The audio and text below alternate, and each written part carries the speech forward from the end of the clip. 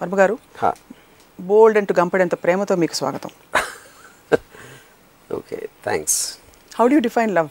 ఇప్పుడు లవ్ అనేది it's a very I would say అంటే ఒక మ్యాన్ ఉమెను లేకపోతే చిల్డ్రన్ మీద అవ్వచ్చు, లేకపోతే ఒక ఎనీథింగ్ అంటే విచ్ ఇస్ గోస్ బియాండ్ అంటే it is an emotion and I feel is almost like a drug. ఒక హై ఇస్తుంది.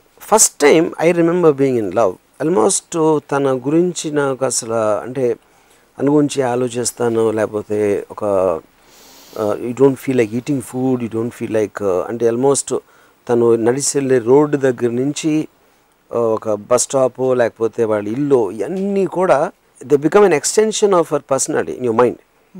అది నాకు I remember going through that for quite a long time you know.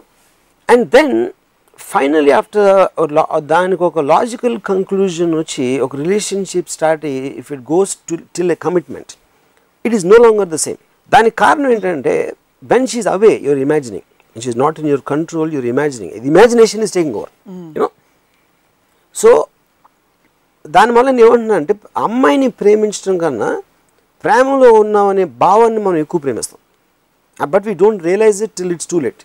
అప్పుడు ఎప్పుడైతే ఎవరైతే ప్రేమించారో అమ్మాయి మీ లైఫ్లోకి వచ్చిన తర్వాత అప్పుడు యాక్చువల్ ట్రూత్ అనేది మనం డిస్కవర్ చేస్తాం. అంటే మన ఇమాజినేషన్కి యాక్చువల్కి ఎంత దూరం ఉందో.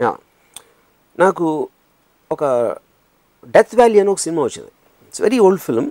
నేను టీన్స్లో చూశాను. బట్ ఇప్పుడు కూడా నాకు గుర్తుంది ఆ డైలాగ్.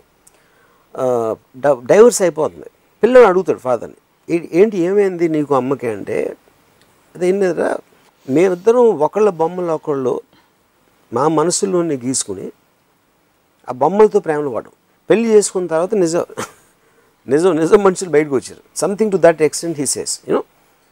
సో నా పాయింట్ ఏంటంటే ఐ ఫీల్ ఇట్ ఈస్ చాలాసార్లు ఎక్కువ రన్అప్ అంటే ఇప్పుడు షాల్ జాన్సన్ అని నా ఫ్రెండ్ ఉండేవాడు. ఆడు 7 years ఒక అమ్మాయితో ప్రేమలో ఉండి పెళ్ళైన 7 రోజుల్లో జీవితం ఎంత పెద్ద తప్పు ఇప్పుడు చేయలేదు అన్నాడు.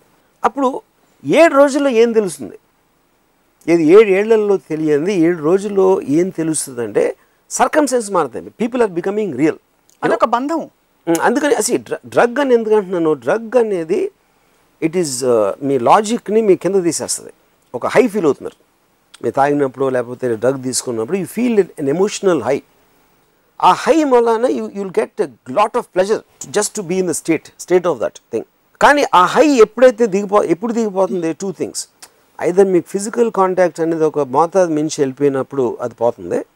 రెండోది మనకు తెలియని విషయాలు ఒకరి గురించి ఒకళ్ళు తెలుసుకున్న మలాన ఆ సిచ్యువేషన్స్ అంతకుముందు మనం ఎన్కౌంటర్ చేయలేదు కాబట్టి that will disturb that high and it won't come back again.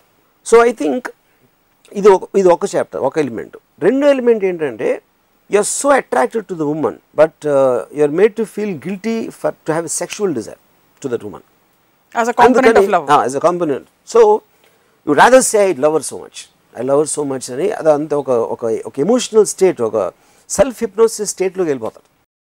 I went through that many times in my teens.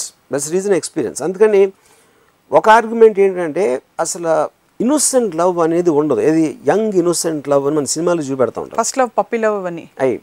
Because I think when your hormones are ranging at 16-17 the sexual element will be at the peak ఆ టైంలో. ఎందుకంటే అప్పుడే awakening వస్తుంది కాబట్టి. Innocent love అనేది మీకు middle ఏజ్లో రావడానికి ఛాన్స్ ఉంది కానీ యంగ్ ఏజ్లో రాదన్న ఫీలింగ్. ఎందుకంటే దే టూ ఇంటర్ కనెక్టెడ్. ఒకటేమో imagination, drug induced high.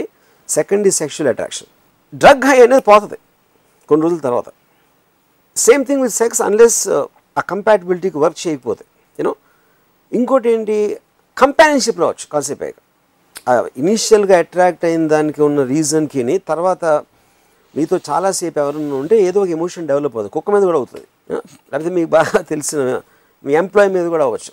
You might not call it love, కానీ మీకు ఒక కేరింగ్, ఒక టెండర్నెస్, ఒక కన్సర్న్ అనేది వస్తుంది.